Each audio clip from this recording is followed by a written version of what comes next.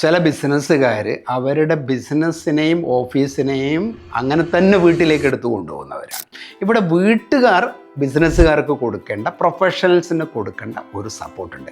കയറി വരുന്ന ആൾക്ക് ഒരാശ്വാസം കൊടുക്കാൻ, സമാധാനം കൊടുക്കാൻ, എമ്പതറ്റിക്കലി കാണുക എന്ന് പറയുമല്ലോ. അയാൾ നിൽക്കുന്ന ഒരവസ്ഥയെ മനസ്സിലാക്കി അയാളോടൊപ്പം നിൽക്കുന്ന വീട്ടുകാർ, മക്കൾ, ഭാര്യ ഉണ്ടെങ്കിൽ ആശ്വാസത്തിൻ്റെ ഒന്നാമത്തെ ഒരു ഘടകമാണ്.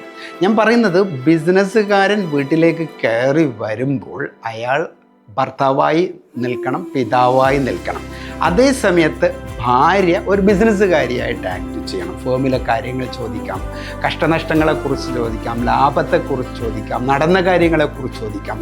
അയാൾ പ്രൊഫഷണലായി ചിന്തിക്കുകയും ഇയാൾ വ്യക്തിപരമായി വീട്ടിലേക്ക് ഇഴകിച്ചേരുകയും ചെയ്യുന്ന ഒരു സിസ്റ്റം ഉണ്ടെങ്കിൽ അവിടെ ഒരു ആശ്വാസമാണ്, അവിടെ ഒരു റിലാക്സേഷനാണ്. മറ്റുള്ളവരെ മനസ്സിലാക്കുന്ന ആരെങ്കിലും ഒക്കെ വീട്ടിലുണ്ടാകുക എന്നുള്ളതാണ് ഏറ്റവും പ്രധാനം. തീർച്ചയായും ഒരു ബിസിനസ്സുകാരനെ സംബന്ധിച്ചിടത്തോളം, പ്രൊഫഷണലെ സംബന്ധിച്ചിടത്തോളം അയാളുടെ വീട്ടിൻ്റെ അകത്ത് കിട്ടുന്ന എല്ലാ എനർജിയും വളരെ പ്രധാനപ്പെട്ടാണ്. എല്ലാ ഷെയറിങ്ങും വളരെ പ്രധാനപ്പെട്ടതാണ്. അതിനുള്ളൊരു എക്സ്പോഷർ തേടിയാണ് പല ബിസിനസ്സുകാരും വീട്ടിലേക്ക് രാത്രി എത്തിച്ചേരുന്നത്.